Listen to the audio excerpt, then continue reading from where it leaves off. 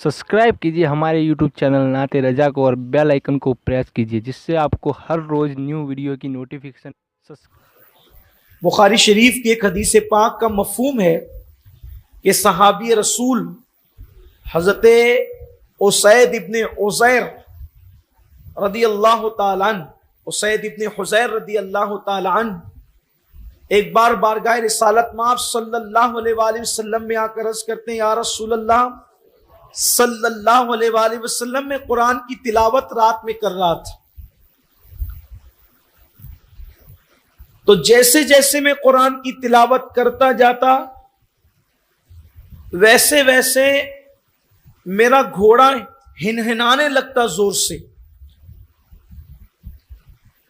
असल में अलग अलग जानवर की आवाज निकालने को अलग अलग नाम दिया गया है। कुत्ता आवाज निकालते हैं तो उसको कहते हैं कि भौंक रहा है, इसी तरीके से जो है वो मुर्ग आवाज निकालते हैं तो उसको कहते हैं कि बांग दे रहा है। तो ऐसे ही जब घोड़ा एक मखसूस आवाज निकालते हैं तो उसको हिनहिनाना कहते। तो इसकी या रसूलल्लाह मैं कुरान की तिलावत कर रहा था तो मेरा घोड़ा उछलने लगा और वो हिनहिनाने लगा।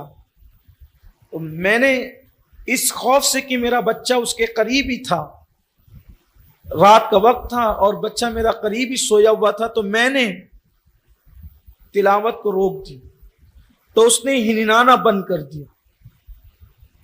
फिर मैंने तिलावत शुरू की, उसने फिर हिनहिनाना शुरू किया। ऐसे ही हुआ। फरमाते जब मैंने तिलावत बंद की तो मैंने क्या देखा कि एक तख्त है और उसमें कुछ किंदीलें हैं और वो वापस जा रही।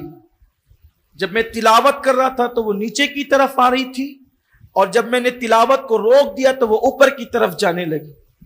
अल्लाह के रसूल से अर्ज़ की कि या रसूल अल्लाह क्या माजरा है? सरकार फरमाते हैं कि वो जो तख्त नीचे आ रहा था, वो जो किंदीलें, नूर की किंदीलें, वो फरिश्ते थे, फरिश्तों का नुज़ूल हो रहा था और वो तेरी तिलावत को सुनने के लिए उतर रहे थे। अगर तू तिलावत को जारी रखता तो उस वक्त अपनी माते की आंखों से तू फरिश्तों को देख लेता। लोग फरिश्तों को देखते अगर वो तू तिलावत जारी रखता, यानी फरिश्तों का, मलाइका का नुज़ूल होता है कुरान मुकद्दस की तिलावत में।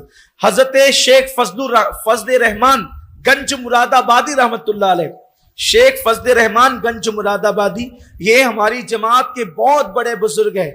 इरशाद फरमाते थे कि कुरान पढ़ने में जो लुत्फ मुझे आता है, अगर ये लुत्फ मैं किसी पे डाल दूं तो लोग कपड़े फाड़ डालें और जंगलों में दौड़ते फिरें।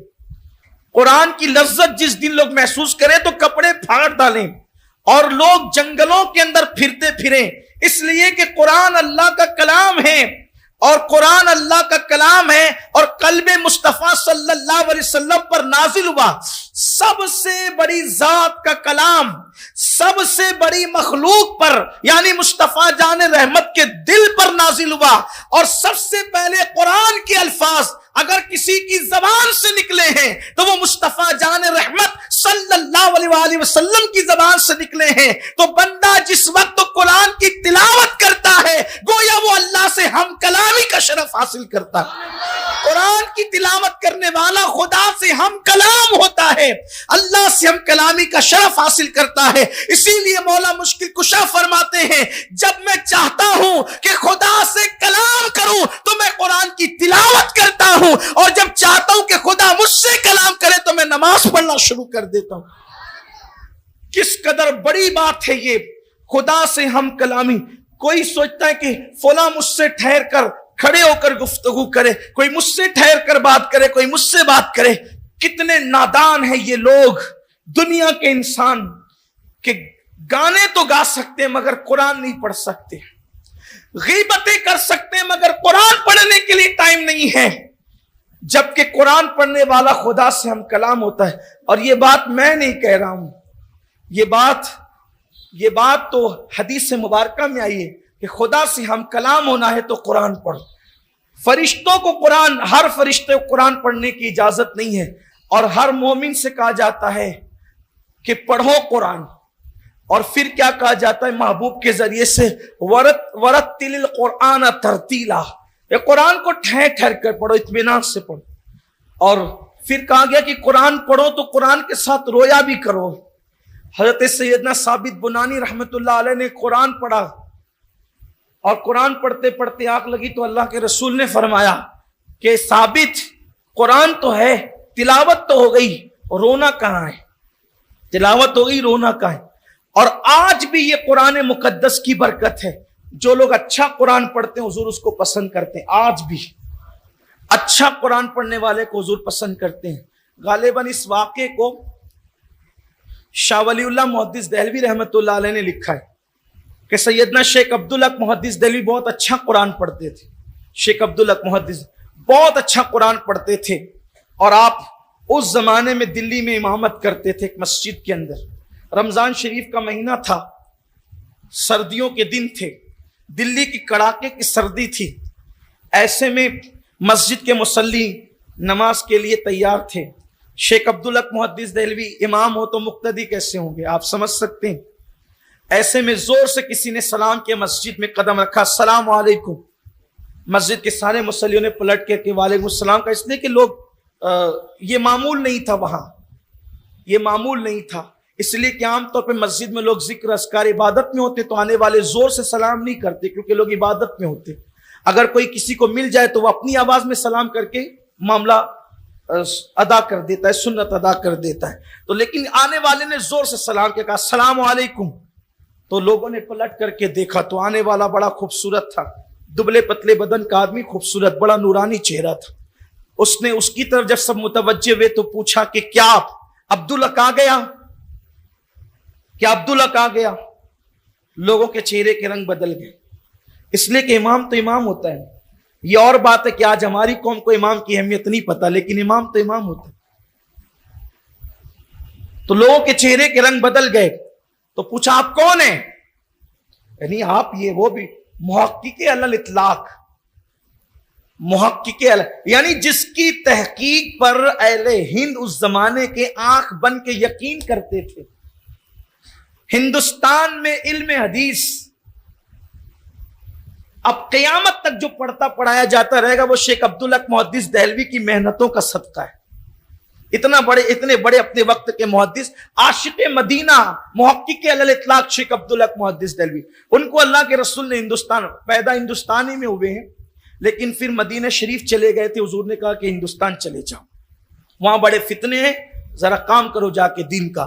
انہوں نے یہ کہا تھا کہ یا رسول اللہ آپ کے بغیر نہیں رہ سکتا، تو سرکار نے یہ بھی کہا تھا کہ چلے جاؤ وہاں دین کی حفاظت کرو، یہاں آتے ہو تو مزار دیکھتے ہو، وہاں یاد آئے گی آنکھیں بند کر کے گردن جھکانا، میرا دیدار کر لینا.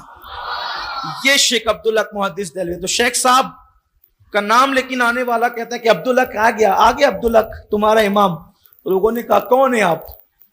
تو پھر آپ نے فرمایا آنے والے نے کہ میں ابو ہریرہ ہوں، میں ابو ہریرہ ہوں اور مجھے حضور نے بھیجا ہے کہ جا کر کے پوچھو کہ عبدالحق آیا کہ نہیں آیا، اس لیے کہ آج اس سے قرآن سننا ہے، وہ قرآن بہت اچھا پڑھتا ہے.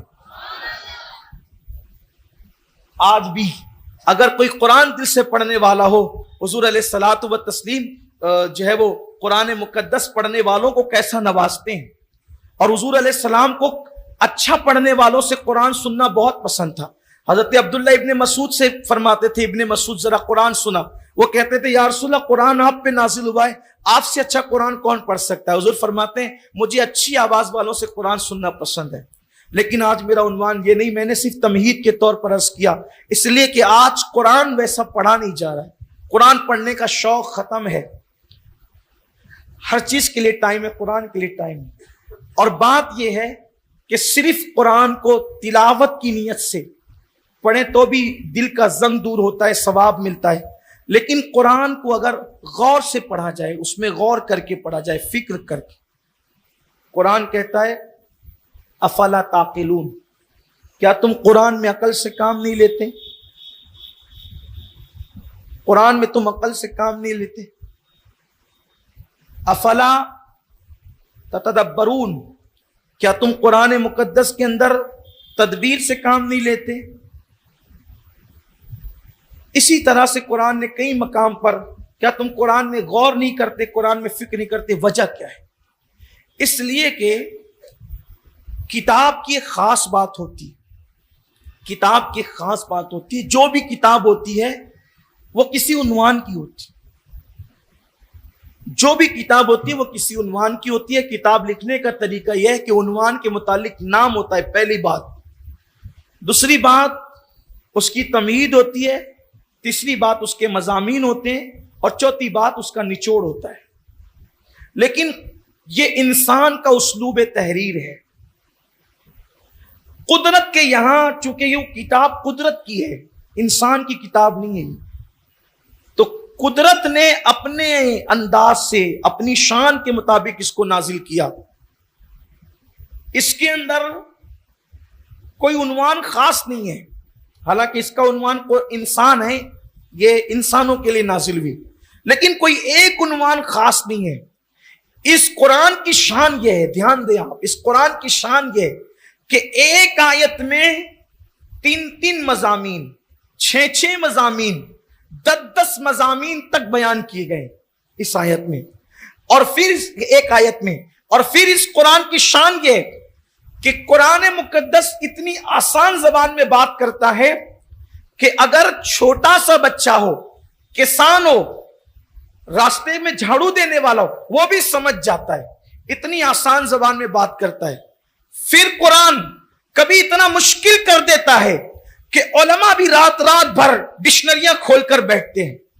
پھر کبھی اتنی مشکل کر دیتا ہے کہ لوگ سر سجدے میں رکھ کر کہتے ہیں کہ اب یہاں تک ہماری رسائی نہیں۔ جیسے مثال کے طور پہ قرآن کہتا ہے الف لام میم، وہاں جبریل بھی حیرت سے تکتا ہے، یہ کیا کلام ہے۔ سدرۃ منتہا پر رہنے والا بھی حیرت زدہ ہے، لانے والا حیرت زدہ ہے، یہ کیا ہے، الف لام میم، الف لام را، یہ کیا ہے، یہ کیا ہے۔ لیکن یہ بھی حیرت کی بات ہے، جہاں جبریل حیرت زدہ ہے وہاں صاحب قرآن مسکراتے نظر آتے ہیں، اور فرماتے جبریل حیرت میں نہ پڑیے، میرے اور میرے خدا کے درمیان ایک راز ہے۔ دیکھا، اتنا آسان کر دیا کہ کسان بھی سمجھ لیے، اتنا مشکل کیا کہ پھر کبھی علماء بھی ڈکشنری لینے لگے، پھر اتنا مشکل کیا کہ سارے بندے کہنے لگے ہمیں کچھ نہیں پتا۔ سبحانک لا علم لنا الا ما علمتنا، یہ قرآن ہے۔